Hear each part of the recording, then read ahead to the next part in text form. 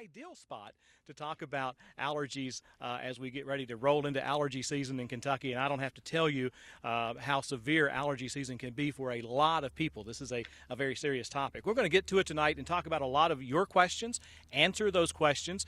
We want to remind you that all you have to do to ask a question of one of our physicians is simply go to the comment section and put that question down, and we'll try to get to it this evening. Also, for our deaf and hard of hearing or hearing impaired audience, we do have live closed captioning. The closed captioning is available this evening for the entire duration, and you see the address there at the bottom of your screen. So all you have to do is type in that address, that URL, and you can see the closed captioning live as it's happening. We want to thank the Kentucky Medical Association as well as the Kentucky Primary Care Association for helping us to connect with the two experts that we have this evening. And I want to bring them in now and give you a little bit of background on who those experts are. We have Dr. Kaylee Gerace of Lexington and also Dr. Julia Richardson, who is from Louisville. And we'll be asking questions and talking with them back and forth throughout the evening about some of the issues that we have that we'll be dealing with. And first of all, and I guess Dr. Richardson, I'll start with you. First question, and this one is not a hard question, okay? So I'll let you know that right off the bat. Where are we with allergy season? Because it's been cold. We've even had some frost and freeze warnings. So where are we now with allergy season right now, and what are you seeing in Louisville? So as a pediatrician, we obviously see year-round allergies because not only are there allergy seasons, but they're year-round allergens and in-home air quality issues all year long. But so for right now, we're not seeing a lot of allergy symptoms in the office. Obviously, there's some on and off, mostly mild. Children with sneezing and runny eyes and itchy eyes and some fatigue. That's a really important thing with children is they can just get so tired, especially having to go to school and battling their allergies. So it's definitely around. So far, not too severe in my practice. And we were talking a little bit beforehand with Dr. Gerace about, is it basically the same in Louisville as it in Lexington or Owensboro and Paducah or Hazard for that matter? What are you seeing in Lexington at this point? Certainly it's starting to kick up a little bit. The tree pollen and the grass pollen is about to start. And typically when the pollens overlap, that's when people start to have more trouble. The rain has kind of kept things down a little bit up until now, but it's certainly starting to flare up. I've been having more and more patients coming in with itchy eyes and runny noses. We see a lot of the TV stations will do those little reports about, grass and pollen and mold and, the levels are at this level or that level. Tell me about, is that something that we should rely on? I mean, and how accurate are those sorts of readings? Mm-hmm. It's definitely accurate. There are limitations to any kind of testing that you do, but the way basically that they measure the pollen counts is there are machines, and it depends on where the machine is, what kind of pollen it's going to attract and catch, because it just catches whatever is in the air. So, if we had one of the pollen counters out here, it's going to catch all of the pollen from these trees, whereas if it's in the middle of downtown Louisville, it may not catch quite as many things, but overall they do tend to be fairly accurate. So should we plan our days or our activities around those counters? I mean, certainly if you have trouble, it can help you, but my goal as an allergist is that nobody is a prisoner to their home. So I would like to help that's my goal, is to help come up with a treatment plan so that way you can enjoy the outside and get out and enjoy the beautiful weather. Let's talk about allergies. And Dr. Richardson, one of the questions we had was from Mandy, and she says, what actually causes allergies to begin with? So I think that's an excellent place to kind of start the conversation. Right. So as a pediatrician, allergy and asthma is a part of my practice, but not all of my practice. So I would defer what causes allergies to the allergist. Okay. So if you want to. All right. We'll go over this way then, Dr. Gerace. So basically the way I think about it is that the immune system is supposed to ignore cat dander and ragweed pollen and tree pollen and all those things. The arm of the immune system that makes allergies is the same arm of the immune system that actually is meant to fight parasites. So we don't know exactly why it happens, but one thought is there's something called the hygiene hypothesis, which basically says that we're too clean. So now that we don't have worms and dirty water and parasites, that arm of our immune system just gets bored, and so it decides to start fighting ragweed pollen and cat dander like it's a parasite. Wow, interesting. So that's why we have two experts here, so we can bounce the questions off both of you, and we can take it from there. Are allergy pills more effective if you take them daily versus only when you have symptoms? That's a question from Jenny Glass. I think about, so most of the allergy pills are going to be receptor blockers, and so certainly they're going to work quickly, most of them, and help with symptoms. But if you wait till the cat's already out of the bag, so to speak, and you're already having lots of trouble, then certainly they may not be as effective as if you know, like, oh, I'm going to go to this person's house, I have trouble with their cat, I'm going to take the pill before I go and have the exposure. It's probably going to help you more. If you know that you're allergic to tree pollen and you start it right before tree pollen season starts, and then continue it through the season, you're likely to have less symptoms. But they're gonna help. We talked a little bit beforehand, and we have some props here in front of us. There's lots of over-the-counter products now. In fact, about everything's over-the-counter. So tell me a little bit about how that's changed over the years, and are some of the products that you see here kind of typical for medicine cabinets? Yeah, so there are a lot, and we're so lucky, especially now in pediatrics, because for years and years we did not have really effective allergy medicines with low side effects. We had Benadryl, and we would send children off to school with high doses of Benadryl, and it's just not, it's not good treatment, and it's not good for them to be able to live their life. And so some of the things on the table, right, especially in the smaller children that maybe families don't want to use a lot of medications, the nasal saline drops can be really helpful, okay, even without suction. It just keeps everything moisturized and can help relieve some of the irritation and the symptoms, especially in the nose. And then I see some antihistamines, which are very much a mainstay of allergy treatment in childhood and adults. And luckily for children, we have liquid medicines as well as some chewable pills and some pills that they can swallow as well. So a lot of choices for families in the antihistamine realm, and some different brands they can try. Also on the table, we have some masks, and lots of people are wearing those masks now, especially mowing season, that sort of thing. Right, and it's really important if you know that you're grass sensitive, and that when you mow the grass that you have a lot of symptoms, to wear one if you have allergies or asthma. And it is important to have an effective mask, and I think to having a high quality mask, not just a little surgical mask, is, if at all possible, is really important because it's just going to block a lot more of the particles that you're trying to avoid when you're outside exposing yourself. Okay, let's go to one of the questions that we have, and it says, with summer coming up, it's hard to be outside at night because I get bit by mosquitoes, and those bites will swell up and get large and almost like an allergic reaction. This is from Lacey, and she says, what's the best way to treat and to prevent? Mm-hmm. I always tell my patients that get large reactions to mosquito bites, you can certainly try oral antihistamines. A lot of times that will help.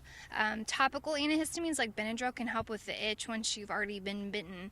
The other thing would be to try to prevent it, so try to avoid going out at dusk. And then also you can try using DEET, so like 30% DEET can help keep the mosquitoes away. Or if you don't want to put the bug spray directly on your skin, you can actually get permethrin from a lot of the camping stores, which you can treat your clothes with, so that way also you can try to help repel the mosquitoes. Another question from Lisa Weaver. She says, can my allergies and sensitivities to food be affecting my rheumatoid arthritis? That is a tricky question. So there is no data to suggest that pollen allergy is going to exacerbate autoimmune illness. As far as the foods, so there's a difference between a food allergy and a food sensitivity or a food intolerance. And so, there have been a lot of talk about anti-inflammatory diets and things like that. Unfortunately, there's just not a lot of data for that yet. So I don't think that I have a really good answer to your question. But you could always talk to your rheumatologist and see if they feel differently. And that's a perfect segue, because we were talking earlier, the fact that, this conversation is just for this. It's for conversation. It's a couple of experts that we have, and we appreciate you spending your evening with us and giving us some insights and some advice. But this is not direct medical advice that we're giving tonight. This is just for conversation. So again, if you have questions, you need to take that up with your specific medical provider. Judy Ray says, and I say that just to say, this question that says, what's the best medicine to take? Hers doesn't seem to work. Who wants to jump off on that one? So I could start, maybe both of us. So right. I think one is timing, that we've already talked about. If you wait until you've had significant allergy symptoms for days and days, the medicines just don't work as well as if you take them at the earliest sign of symptoms. So, and there are a lot of different medicines. So she might be on an antihistamine or an antihistamine combination decongestant or a nose spray that's a nasal steroid, or I'm not sure what she's on. So there are a lot of different categories of medicines. And then certainly when medications aren't working, that there are many reasons to see an allergist, but that's certainly one that you should definitely talk to your primary care provider and talk to them about seeing an allergist to have further evaluation and recommendations. And do you want to continue that answer? Sure. I agree with all of the above. There are lots of things that we can try. There's lots of things that we can do. I think one of the other questions is what happens when you come to the allergist? What kind of testing? How does it work? Is it safe? So allergy testing is very safe. The way that it works, we use little skin pricks to determine if you're allergic to inhalant or food allergens. So things like dust mite, cat, dog, trees, weeds, grasses. It doesn't hurt, but it is a little pokey. So I kind of liken it to feeling like the end of a toothpick or a paper clip. You find out your results right away. So within 15 minutes, we'll know if you're allergic or not. And the other question was about asthma. So with asthma, it's technically a clinical diagnosis. So there's not like a test we can do that lets us know if you have asthma. But often we'll do spirometry, which is just a test where you blow into a machine. It's non-invasive, but often can give us a lot of information about what's going on in your chest. And we'll talk a little bit more about asthma. I know we want to talk about the Kentucky Asthma Partnership, which you are very much involved with, Dr. Richardson. You answered a question that Corey Meadows had, and that was, what tests can be done to diagnose allergies and or asthma, and are they safe? You said they are. And then we had a question from Sharon Perkins who says, can babies as young as 5 months old have allergies? Absolutely. So food allergy is going to be the thing that we most commonly see small infants for in the office. The other thing would be a lot of times we'll see them for eczema. We can skin test in babies as young as 4 months old. There's really no lower age limit, but it takes a couple of years to develop a pollen allergy. So I don't personally typically test for pollen until the child's lived through a couple of seasons, so till they're about 2 for pollens. But there are also, like Dr. Richardson was saying, year-round allergens too that can affect eczema. So things like dust mites and cat and dog and mold that it could be reasonable to test for earlier. We have a question here, or a post from Erin Monroe, who says her daughter is 5 years old. She keeps the bluish purplish circles under her eyes. They never seem to completely go away. They lighten up some but never go away. Is there anything that we can do besides taking our allergy meds? And she specifically says Zyrtec. So that is a very common, we call them allergic shiners. So there's different reasons to have the dark circles, but that's a very common one, the allergic shiners. And so if the medications over the counter or by prescription aren't giving her good allergy control and she maintains those allergic shiners from the puffiness, it kind of pulls the skin and causes that dark circles, that's a great indication for allergy testing to see what she's allergic to, what might be done as far as a treatment plan to get her allergies even under better control. So your allergy testing would be probably recommended after there's some symptoms. Yes, typically, an allergic shiners is one of the symptoms. Okay. We have a question from Jenny Glass, or actually just Jenny says, can they share with the audience the difference between a decongestant and an antihistamine? So we've talked a lot about the products that we have here and some over the counter and also some prescriptions. So what are those differences? So I'll just talk mostly just from a symptomatic perspective, and then we might have the allergist chime in on more. So typically a decongestant is going to help with congestion. And so a lot of times in your symptoms, you have 2 symptoms going on. One is your nose is congested and stopped up, and then also you can have a lot of drainage. And so typically a decongestant is to really focus on opening up the nasal passages and take away the congestion. And then an antihistamine typically works more with the more like the drainage or the runny nose part. So it's so intertwined. It's hard to completely separate it out. But using both or trying one or the other to see how it helps your symptoms is a good idea. Okay. All right. Anything to add to that, Dr. Gerace? I would just say one caveat with decongestants in particular is just to be careful if you have a high blood pressure, because often they can make your blood pressure go up. Very good point. And in children, decongestants typically aren't recommended at a young age. So antihistamines are much safer at younger ages than decongestants are. So Carolyn asked, can allergies cause productive cough with no other symptoms? So, one way to think about it is the lungs are part of your respiratory symptoms. So, if it's happening in your nose, it can happen in your lungs. So, if you've got symptoms of allergy in your nose, you certainly can have symptoms of allergies in your lungs. Whether or not, the diagnosis of asthma is another question, but you can definitely have, it's all part of the same airway. Are we expecting allergies to be worse this year than normal? I mean, are there any indicators? Do you have data that, you compare from one year to the next? How does that work? Or is it just kind of the luck of the draw with what our weather patterns are? I think it depends on the weather and how well everything grows, and can depend. We do know, one other example of a way that things can be worse is there's something called thunderstorm asthma. So we know that barometric pressure changes can affect things. Also can affect like the way that the pollen breaks apart and can make it more aerosolized and smaller, so then it can go in smaller airways. So it's kind of crazy, but there's a lot that goes into it, and so I don't know that there's really any way to predict. It just sort of just depends. So you can't really say right now if pollen's going to be more of a problem this year than mold or something else. Okay. Katie had also asked about how do you tell the difference, and this is a good one. How do you tell the difference between allergies and a cold?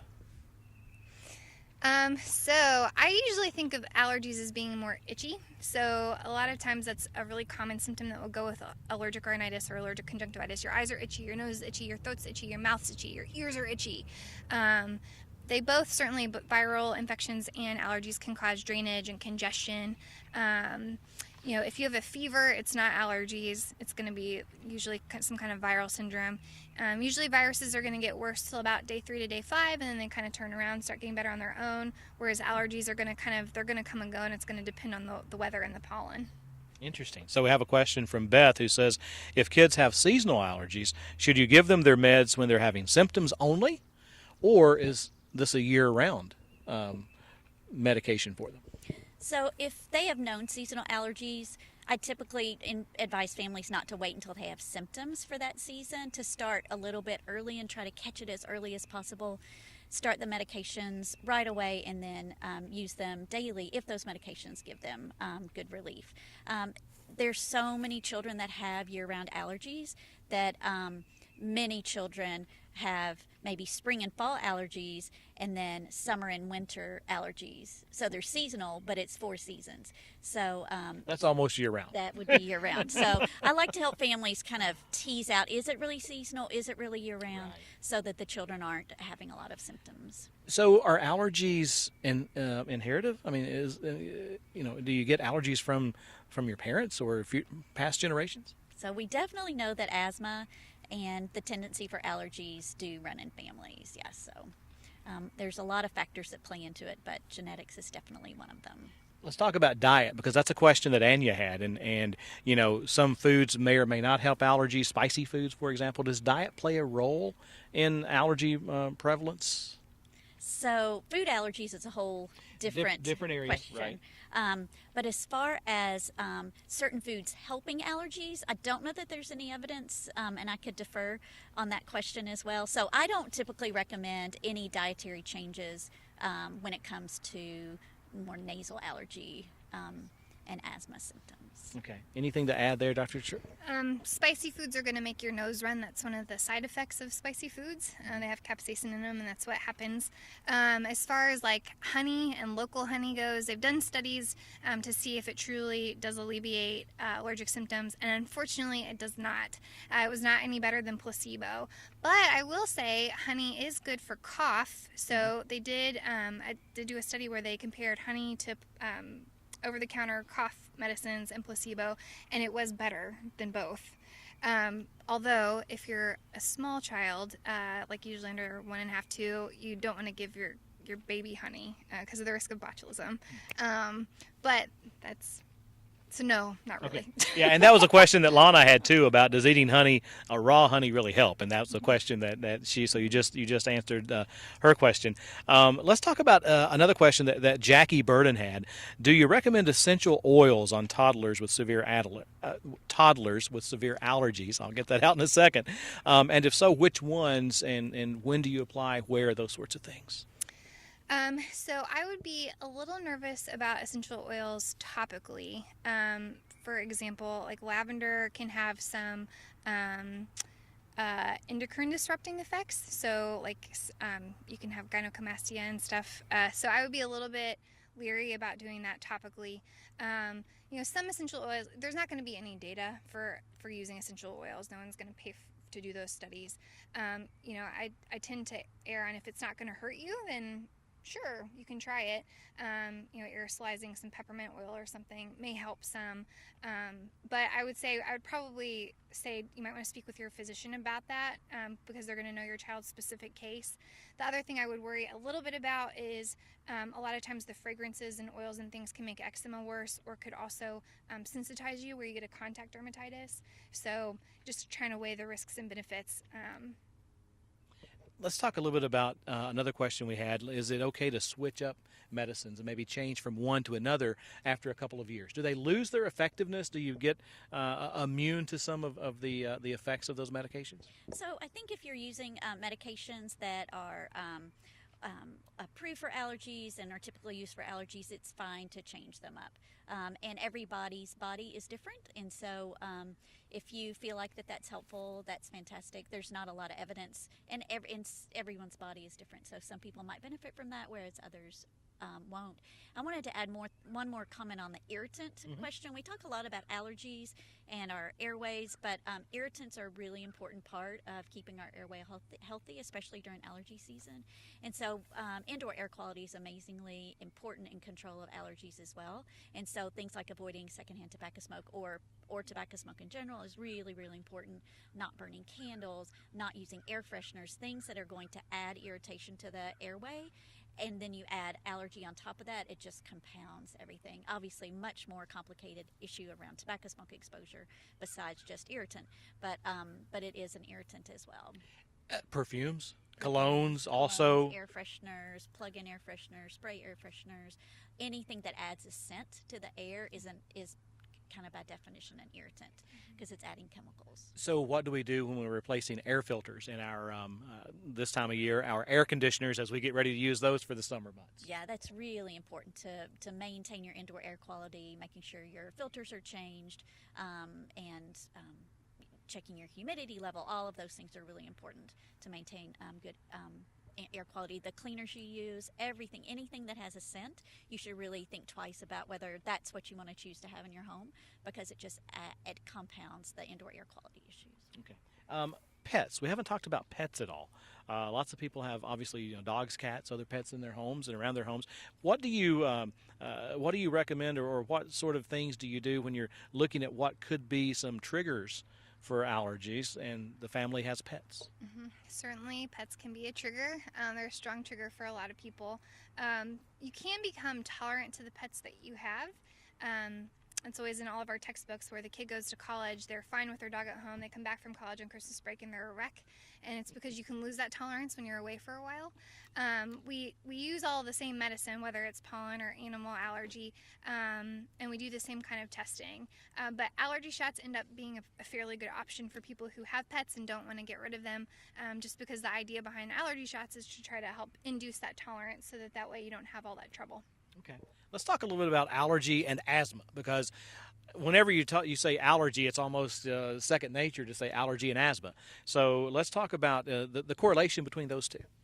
Right, I think the simplest way to think about it is that it's all one airway. Your nose is connected to your lungs, and especially in Kentucky and other states that have very high allergy and asthma rates, we see them hand in hand a lot. Not exclusively, not everyone with allergies has asthma, not everyone with asthma has allergies, but especially in the world that we live in here in Kentucky, that's very often the case.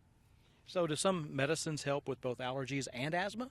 If you have asthma that is related to your allergies, which many people do, if you can get your allergies under very good control, it has an amazing effect on the control for your asthma. So yes, your allergy medicines don't necessarily treat the asthma, but they treat your allergies, which your asthma is a part of. So treating the allergies very much helps your asthma. So what would you recommend if you have asthma going into the season now for this time of year? What should people who suffer from asthma be doing, just like those who suffer from allergies? Well, one is keep your allergies under good control. Take your medications as prescribed. Make sure you're getting your allergy shots if those are part of your treatment plan. Don't skip your allergy shots right now.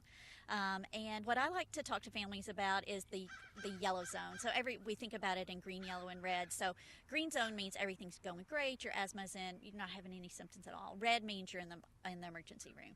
But that yellow zone, when you're starting to get some symptoms, you're like, well, I didn't feel so great this day. Well, you need to be super aware of what those symptoms are for you personally, and initiate your medications as they're prescribed. So some people, that would be a reason to start their albuterol medication, or it might be a change in your allergy medication. But just be super aware of that kind of slippery slope, and call your doctor right away and make sure that you're taking everything the way that you should be, so that you don't end up having an asthma exacerbation. And we may have talked about this already, and I apologize if we did, but I think it's a very important point. Back to allergy testing for just a moment. And when should a person be tested for allergies? When should you have the panel done? Mm-hmm. I think it depends on the person and your symptoms. So, I mean, we can help with avoidance measures. Not everyone who gets tested has to go on allergy shots. We can help direct medicine, so what seasons and what times of year you should take your medicine. Would allergy shots help? That kind of thing. So I think that's sort of an individual decision, and depends on how symptomatic you are, and how willing or unwilling you are to stay on medicine forever. Okay. Because when you start, you should stay on, provided what your doctor says. Mm-hmm. It's a lifetime commitment, correct? Mm-hmm. For most people. Or is it? For what? For the allergies. So with allergies, I mean, yes, you're typically not going to grow out of allergies. The longer you have them, the more likely they are to stick with you. Certainly some people can. And then the purpose of allergy shots is to do, for a period of time, usually about 5 or 6 years, a course of immunotherapy to help induce that tolerance, to decrease your symptoms and decrease the amount of medicine you have to take. Fantastic. Back to asthma with Dr. Richardson, and we want to talk about the Kentucky Asthma Partnership. And tell us a little bit about what that is. I know you're very active in that. Kentucky Primary Care Association is active in that with our Department for Public Health. And what sort of things are you doing in that sphere that leads to the conversation here, but also leads in asthma and asthma prevention and treatment? Sure. So the Kentucky Asthma Partnership is just a group of stakeholders across the state that convenes to discuss asthma in Kentucky. One thing that we do every year is during Asthma Awareness Month in May is we have a meeting, and that's coming up on the 22nd of May, and you can get more information, I think, through this. We can get you information. So we like to raise awareness about asthma, make sure that we are all aware of current treatments and things that impact asthma. For example, last year we spent a lot of time talking about the role of social influencers on asthma outcomes. We know that asthma is a huge problem in Kentucky, asthma hospitalizations in children as well as adults, and emergency room visits. And so we aren't where we want to be in the state around asthma. And so that's our purpose, is we want to be a resource for the entire state, bring people together, talk about asthma, raise awareness. Most people with asthma don't know they have asthma. It's very underdiagnosed. Children will come in and they've been coughing every night for 3 months, and people think it's a cold. Well, no, that's most likely signs of asthma. So we want to raise awareness in Kentucky about how important asthma is for people's health, as well as how to keep it in control. And I have asthma myself. I was diagnosed as an adult. I think a lot of people think, oh, it starts in childhood. Adults don't get asthma, so it's really important to raise awareness. And a lot of people grow out of it, right? Some We're people, wrong. it would be less common, okay. Probably than not. So but it's not. It's for some people. It's on a continuum. Some people have significant, persistent, severe asthma. Some people have mild, intermittent asthma that may only have symptoms a few times a year or every few years. So it's not like an illness like diabetes where your blood sugar is high. You take your medicine, and things that impact it. Asthma is. It varies. It's just a little bit tricky to live with asthma and to work with people with asthma, because it's not a consistent. It's not the same thing every day. Right. And I think there's some. Are there some resources that you'd like to talk about also, or at least some links for some resources? Where would you guide people if you said, you're watching this on Facebook, so you need to go from here when we're finished and go over to what? What would be a couple of resources? So the CDC has great information for families and for children and adults around asthma. And then I see my links there on your page. Yeah, so I have my cheat sheet here. Yeah. So the allergyasthmanetwork.org is a great resource, as well as the Asthma and Allergy Foundation, which is aafa.org. And I think there was one other one. I think the AAA website has some really good information. I can't remember that. Yes. Oh, is that? Yeah, Quad AI. Is that? That's one of our allergists. It's the allergy group of allergists, and so the Quad AI or the American College of Allergy are both going to have information too. Are any groups better than the other? I guess they're all working obviously for the same goal. There you can find a lot of information on the internet. These are all very reliable sources for different questions and different resources and things like that. And since you said that, that's perfect, because since Dr. Richardson said you can find out lots of information on the internet, lots of people play doctors on the internet. I'm not playing doctor on the internet, but what should parents, in particular, what sort of research should they do, and how should they kind of position that research with talking to their doctor about these types of situations, allergies or asthma? I think it's really easy on the internet to go down some pretty crazy rabbit holes, but at the same time, there's a lot of really good resources and information on all of those websites that Dr. Richardson mentioned. Typically .org websites are going to be a little bit more reliable than others, but then certainly I think anytime you have a question, any information that you are worried about or have a question, anytime you're thinking about changing your child's treatment plan, I think that those are all really good times to go see your doctor. Okay. Should I use a neti pot? I like them. If it goes in, it needs to come out. If it doesn't come out, then you shouldn't. Okay. All right, Dr. Richardson. I could not argue with that. All right. Ladies, let's talk about what we've talked about or what we've missed in the discussion so far. Dr. Gervais? I think we've hit the high points.